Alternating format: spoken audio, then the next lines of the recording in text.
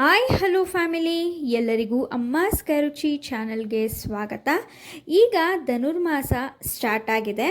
ಈ ಒಂದು ಧನುರ್ಮಾಸ ಟೈಮ್ನಲ್ಲಿ ಪೂಜೆ ಮಾಡೋರಿಗೆ ದೇವರಿಗೆ ಒಂದು ಶ್ರೇಷ್ಠವಾದ ನೈವೇದ್ಯವಾದ ಮುದ್ಗ ಅನ್ನ ಗೊಜ್ಜು ರೆಸಿಪಿನ ಈ ವಿಡಿಯೋನಲ್ಲಿ ನಾವು ಮಾಡಿ ತೋರಿಸ್ತಾ ಇದ್ದೀವಿ. ಈ ಒಂದು ರೆಸಿಪಿ ಮಾಡೋದು ತುಂಬ ಸುಲಭ, ಹಾಗೆ ರುಚಿನೂ ಕೂಡ ತುಂಬ ಚೆನ್ನಾಗಿರುತ್ತೆ. ಈ ಒಂದು ಧನುರ್ಮಾಸ ಟೈಮಲ್ಲಿ ಈ ಒಂದು ಪ್ರಸಾದನ ದೇವರಿಗೆ ನೈವೇದ್ಯವಾಗಿ ಇಡೋದ್ರಿಂದ ತುಂಬ ಒಳ್ಳೆಯದು ಅಂತ ಹೇಳ್ತಾರೆ. ಹಾಗಾದರೆ ಬನ್ನಿ ಈ ಒಂದು ರೆಸಿಪಿನ ಹೇಗೆ ಮಾಡೋದು, ಹಾಗೆ ಮಾಡೋದಕ್ಕೆ ಏನೆಲ್ಲ ಬೇಕಾಗುತ್ತೆ ಅಂತ ನೋಡೋಣ. 1 ಕಪ್ಪಷ್ಟು ಅಕ್ಕಿ ಮತ್ತು 1 ಕಪ್ಪಷ್ಟು ಹೆಸರು ಬೇಳೆ ಎರಡೂ ಕೂಡ ಸಮಭಾಗವಾಗಿ ತಗೋಬೇಕಾಗತ್ತೆ. ಅದಾದಮೇಲೆ 2 ಟೇಬಲ್ ಸ್ಪೂನಷ್ಟು ಜೀರಿಗೆ, 1 ಟೇಬಲ್ ಸ್ಪೂನಷ್ಟು ಮೆಣಸು ಅಂದರೆ ಪೆಪ್ಪರ್ನ ತೊಗೊಂಡಿದ್ದೀವಿ. ಹಾಗೆ ಇಲ್ಲಿ ನಿಮ್ಮ ಹತ್ರ ಒಣ ಶುಂಠಿ ಇದ್ದರೆ ಅದನ್ನೇ ಬಳಸಿ, ರುಚಿ ತುಂಬ ಚೆನ್ನಾಗಿರುತ್ತೆ. ನಮ್ಮ ಹತ್ರ ಹಸಿ ಶುಂಠಿ ಇರೋದ್ರಿಂದ ಹಸಿ ಶುಂಠಿನ ಬಳಸಿದ್ದೀವಿ ಸ್ವಲ್ಪ. ಹಾಗೆ ಕೊಬ್ಬರಿ ತುರಿನ ತೊಗೊಂಡಿದ್ದೀವಿ, 1/4 ಬಟ್ಲಷ್ಟು ಕೊಬ್ಬರಿ ತುರಿ, 2 ಒಣಮೆಣಸಿನ್ಕಾಯಿನ ತೊಗೊಂಡಿದ್ದೀವಿ. ಹಾಗೆ ಸ್ವಲ್ಪ ಕರ್ಬೇವಿನ ಸೊಪ್ಪು, ಸ್ವಲ್ಪ ಬೆಲ್ಲನ ನಾವಿಲ್ಲಿ ತೊಗೊಂಡಿದ್ದೀವಿ. ಹಾಗೆ 1/2 ಟೇಬಲ್ ಸ್ಪೂನಷ್ಟು ಖಾರದ ಪುಡಿ, 1/4 ಟೇಬಲ್ ಸ್ಪೂನಷ್ಟು ಅರಿಶಿನ, ಸ್ವಲ್ಪ ಸಾಸಿವೆ, ಹಾಗೆ ಸ್ವಲ್ಪ ಇಂಗನ್ನು ತೊಗೊಂಡಿದ್ದೀವಿ. ಇಲ್ಲಿ 1/2 ಹುಣಸೆ ಹಣ್ಣನ್ನು ನೀರಿನಲ್ಲಿ ನೆನೆಸಿಟ್ಕೊಂಡಿದ್ದೀವಿ. ಹಾಗೆ ರುಚಿಗೆ ತಕ್ಕಷ್ಟು ಉಪ್ಪು, ಮತ್ತು ಇಲ್ಲಿ 1-2 ಟೇಬಲ್ ಸ್ಪೂನಷ್ಟು ತುಪ್ಪ, ಹಾಗೆ ಎಣ್ಣೆ ಬೇಕಾಗುತ್ತೆ. ಮೊದಲನೇದಾಗಿ ಒಂದು ಮಿಕ್ಸಿ ಜಾರ್ಗೆ 1 ಟೇಬಲ್ ಸ್ಪೂನಷ್ಟು ಪೆಪ್ಪರು, ಸ್ವಲ್ಪ ಶುಂಠಿ, ಹಾಗೆ 2 ಟೇಬಲ್ ಸ್ಪೂನಷ್ಟು ಜೀರಿಗೆ, ಇದ್ರ ಜೊತೆಗೆ ಕೊಬ್ಬರಿ ತುರಿನೂ ಕೂಡ ಹಾಕ್ಕೊಂಡು ಇದಕ್ಕೆ ಸ್ವಲ್ಪನೂ ಕೂಡ ನೀರು ಹಾಕ್ದೇನೆ ಇದನ್ನು ನೀವು ರುಬ್ಕೋಬೇಕಾಗತ್ತೆ. ಸೊ ಫೈನ್ ಪೇಸ್ಟ್ ಆಗಿ ಮಾಡ್ಕೊಳ್ಳಿ, ಆದರೆ ಸ್ವಲ್ಪನೂ ನೀರು ಹಾಕ್ಕೊಳ್ಳೋಕ್ಕೆ ಹೋಗಬಾರ್ದು. ನೋಡಿ ಈ ರೀತಿಯಾಗೆ ಆಗುತ್ತೆ. ಇದಾದಮೇಲೆ ಒಂದು ಬಾಣಲಿಗೆ 1 ಕಪ್ಪಷ್ಟು ಹೆಸರು ಬೇಳೆ, ಹಾಗೆ 1 ಕಪ್ಪಷ್ಟು ಅಕ್ಕಿನ ಹಾಕ್ಕೊಂಡು ಇದು ಸ್ವಲ್ಪ ಬೆಚ್ಚಗಾಗೋವರೆಗೂ ಮಾತ್ರ ನೀವು ಈ ರೀತಿಯಾಗಿ ಹುರ್ಕೊಬೇಕು. ಕಲರ್ ಚೇಂಜ್ ಆಗೋವರೆಗೂ ಎಲ್ಲ ಜಾಸ್ತಿ ಹುರ್ಕೊಳ್ಳೋಕ್ಕೆ ಹೋಗಬಾರ್ದು. ಸ್ವಲ್ಪ ಮುಟ್ಟಿದ್ರೆ ಕೈ ಬಿಸಿ ಆಗೋ ಅಷ್ಟು ಇದನ್ನು ಫ್ರೈ ಮಾಡಿಕೊಂಡ್ರೆ ಸಾಕಾಗುತ್ತೆ. ನೋಡಿ ಇದೀಗ ಆಗಿದೆ. ಅದಾದಮೇಲೆ ಒಂದು ಕುಕ್ಕರ್ಗೆ 2-3 ಟೇಬಲ್ ಸ್ಪೂನಷ್ಟು ತುಪ್ಪನ ನಾವಿಲ್ಲಿ ಹಾಕೋತಾ ಇದ್ದೀವಿ. ತುಪ್ಪ ಸ್ವಲ್ಪ ಬಿಸಿ ಆದಮೇಲೆ ಒಗ್ಗರಣೆಗೆ ಸ್ವಲ್ಪ ಕರ್ಬೇವಿನ ಸೊಪ್ಪು, ಹಾಗೆ ನಾವು ಪುಡಿ ಮಾಡಿ ಇಟ್ಕೊಂಡಿದ್ವಲ್ಲ ಅದರಲ್ಲಿ 3 ಟೇಬಲ್ ಸ್ಪೂನಷ್ಟು ಮಾತ್ರ ಹಾಕೊಳ್ಳಿ. ಮಿಕ್ಕಿರೋವಂಥ ಪುಡಿನ ಹಾಗೆ ಇಟ್ಕೊಳ್ಳಿ, ಗೊಜ್ಜಿಗೆ ಬೇಕಾಗತ್ತೆ. 3 ಟೇಬಲ್ ಸ್ಪೂನಷ್ಟು ಪುಡಿನ ಹಾಕಿ ಈ ರೀತಿಯಾಗಿ ಚೆನ್ನಾಗಿ ಹುರ್ಕೊಬೇಕು. ಈ ರೀತಿ ಸ್ವಲ್ಪ 1-2 ನಿಮಿಷ ಹುರ್ಕೊಂಡ್ಮೇಲೆ ಇದಕ್ಕೆ ನಾವು ಫ್ರೈ ಮಾಡ್ಕೊಂಡಿರೋವಂಥ ಹೆಸರು ಬೇಳೆ ಹಾಗೆ ಅಕ್ಕಿನ ಏನು ಸ್ವಲ್ಪ ಬಿಸಿ ಮಾಡಿ ಇಟ್ಕೊಂಡಿದ್ವಲ್ಲ ಅದನ್ನು ಬಿಸಿ ಮಾಡಿದ್ಮೇಲೆ ನೀರಲ್ಲಿ ಚೆನ್ನಾಗಿ ತೊಳೆದು ಹಾಕೋಬೇಕಾಗತ್ತೆ. 1 ಕಪ್ಪು ಹೆಸರು ಬೇಳೆ ಹಾಗೂ 1 ಕಪ್ಪು ಅಕ್ಕಿನ ಹಾಕ್ಕೊಂಡಿದ್ದೀವಿ. ಅದಕ್ಕೆ ನಾವಿಲ್ಲಿ 5 ಕಪ್ಪಷ್ಟು, ಯಾವ ಕಪ್ಪಲ್ಲಿ ಹೆಸರು ಬೇಳೆ ಅಕ್ಕಿ ಹಾಕಿದ್ದೀವೋ ಅದೇ ಕಪ್ಪಲ್ಲಿ 5 ಕಪ್ಪಷ್ಟು ನೀರನ್ನು ಹಾಕೋತಾ ಇದ್ದೀವಿ.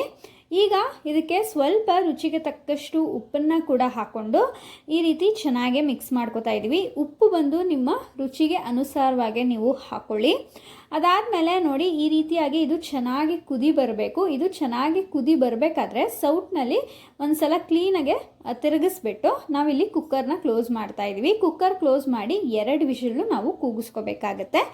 ಇದು 2 ವಿಷಿಲ್ ಬಂದಮೇಲೆ ತೋರಿಸ್ತೀನಿ ಹೇಗೆ ಆಗಿದೆ ಅಂತ. ನೋಡಿ ಈಗ 2 ವಿಷಿಲ್ ಬಂದಿದೆ. ಈಗ ನಾವು ಓಪನ್ ಮಾಡ್ತಾ ಇದ್ದೀವಿ ಕುಕ್ಕರ್ನ. ಗಾಳಿ ಕ್ಲೀನಾಗಿ ಹೋಗಿದೆಯಾ ಅಂತ ನೋಡಿಕೊಂಡು ಈಗ ನಾವು ಕುಕ್ಕರ್ ಓಪನ್ ಮಾಡ್ತಾ ಇದ್ದೀವಿ. ನೋಡಿ ನಾವು ಹಾಕಿರುವಂಥ ಅಕ್ಕಿ ಮತ್ತು ಹೆಸರು ಬೇಳೆ ತುಂಬ ಚೆನ್ನಾಗಿ ಕುಕ್ಕರ್ನಲ್ಲಿ ಬೆಂದಿದೆ. ನೋಡಿ ಈ ರೀತಿಯಾಗಿ ಜಾಸ್ತಿ ಮಿಕ್ಸ್ ಮಾಡ್ಕೊಳ್ಳೋಕೆ ಹೋಗ್ಬೇಡಿ, ಒಂದು ಸಲ ಈ ರೀತಿ ಮಿಕ್ಸ್ ಮಾಡಿಕೊಂಡ್ರೆ ಆಯಿತು. ಇದೀಗ ರೆಡಿಯಾಗಿದೆ. ಇದ್ರ ಜೊತೆಗೆ ನಾವು ಗೊಜ್ಜನ್ನು ಕೂಡ ಮಾಡ್ಕೋಬೇಕು. ಗೊಜ್ಜು ಮಾಡೋದಕ್ಕೆ ನಾವಿಲ್ಲಿ ಒಂದು ಬಾಣಲಿಗೆ 4-5 ಟೇಬಲ್ ಸ್ಪೂನಷ್ಟು ಎಣ್ಣೆನ ಹಾಕೋತಾ ಇದ್ದೀವಿ. ನೀವು ಇಲ್ಲಿ ಒಗ್ಗರಣೆಗೆ ಬೇಕಾದರೆ ತುಪ್ಪನೂ ಕೂಡ ಬಳಸ್ಕೋಬೋದು. ತುಪ್ಪನ ಇಷ್ಟಪಡೋರು ತುಪ್ಪ ಹಾಕ್ಕೊಳ್ಳಿ, ಇಲ್ಲಾಂದರೆ ಎಣ್ಣೆ ಹಾಕೋಬೋದು. ಎಣ್ಣೆ ಸ್ವಲ್ಪ ಬಿಸಿ ಆದಮೇಲೆ 1/4 ಟೇಬಲ್ ಸ್ಪೂನಷ್ಟು ಹಿಂಗು, ಹಾಗೆ 1/4 ಟೇಬಲ್ ಸ್ಪೂನಷ್ಟು ಸಾಸಿವೆ, ಮತ್ತು ಸ್ವಲ್ಪ ಕರ್ಬೇವಿನ ಸೊಪ್ಪನ್ನು ಹಾಕೋತಾ ಇದ್ದೀವಿ. ಹಾಗೆ 1-2 ಒಣಮೆಣಸಿನ್ಕಾಯಿನೂ ಕೂಡ ಹಾಕೋತಾ ಇದ್ದೀವಿ. ಒಣಮೆಣಸಿನ್ಕಾಯಿ ಹಾಕಿದ್ಮೇಲೆ ಇದನ್ನು ಚೆನ್ನಾಗಿ ಫ್ರೈ ಮಾಡ್ಕೋಬೇಕಾಗತ್ತೆ. ಅದಾದಮೇಲೆ ಆಗಲೇ ನಾವು ಪುಡಿ ಮಾಡ್ಕೊಂಡಿದ್ವಲ್ಲ ಅದನ್ನು ಸ್ವಲ್ಪ ಎತ್ತಿಟ್ಕೊಂಡಿರಿ ಅಂತ ಹೇಳಿದ್ನಲ್ಲ, ಆ ಮಿಕ್ಕಿರೋವಂಥ ಪುಡಿನ ನಾವಿಲ್ಲಿ ಗೊಜ್ಜಿಗೆ ಹಾಕೋತಾ ಇದ್ದೀವಿ.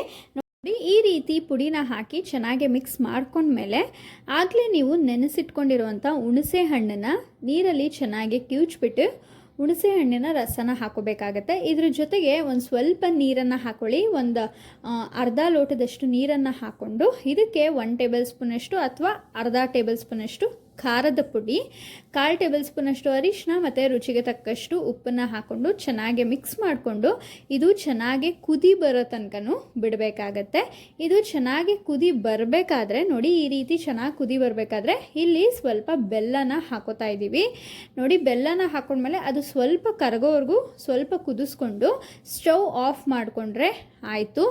ತುಂಬ ರುಚಿಯಾಗಿರುವಂತಹ ಹಾಗೆ ಈ ಧನುರ್ಮಾಸ ಟೈಮಲ್ಲಿ ದೇವರಿಗೆ ತುಂಬ ಶ್ರೇಷ್ಠವಾದ ಉದ್ಗ ಅನ್ನ ಗೊಜ್ಜು ನೈವೇದ್ಯ ರೆಸಿಪಿ ರೆಡಿಯಾಗಿ ಹೋಗುತ್ತೆ. ನೋಡಿದ್ರಲ್ಲ ಎಷ್ಟು ಸುಲಭವಾಗಿ ಮಾಡ್ಕೋಬೋದು.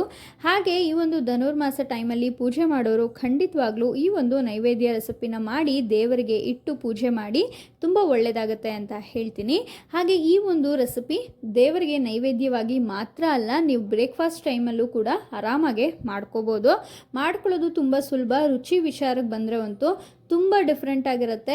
ಉಪ್ಪು, ಹುಳಿ, ಹಾಗೆ ಸಿಹಿ, ಖಾರ ಎಲ್ಲ ಮಿಕ್ಸ್ ಆಗಿರುತ್ತೆ. ಒಂದ್ಸಲ ಟ್ರೈ ಮಾಡಿ ನೋಡಿ, ತುಂಬ ಇಷ್ಟಪಡ್ತೀರಾ ಅಂತ ಹೇಳ್ತೀನಿ. ಈ ಒಂದು ರೆಸಿಪಿ ನಿಮಗೆಲ್ಲ ಇಷ್ಟ ಆಗಿದೆ ಅಂತ ಭಾವಿಸ್ತೀನಿ. ಇಷ್ಟ ಆಗಿದ್ರೆ ಅಮ್ಮಾಸ್ ಕೈ ರುಚಿ ಚಾನಲ್ನ ಸಬ್ಸ್ಕ್ರೈಬ್ ಮಾಡ್ಕೊಳ್ಳಿ. ಹಾಗೆ ಲೈಕ್, ಶೇರ್, ಕಮೆಂಟ್ ಮಾಡಿ. ನಿಮ್ಮ ಫ್ರೆಂಡ್ಸ್ ಆ್ಯಂಡ್ ಫ್ಯಾಮಿಲಿಗೂ ಈ ವಿಡಿಯೋ ಶೇರ್ ಮಾಡಿ. ರೆಸಿಪಿ ಹೇಗೆ ಬಂತು ಅಂತ ಕಮೆಂಟ್ ಮೂಲಕ ತಿಳಿಸಿ. ಹಾಗೆ ಈ ವಿಡಿಯೋ ನೋಡಿದ್ದಕ್ಕಾಗಿ ಎಲ್ಲರಿಗೂ ಧನ್ಯವಾದಗಳು.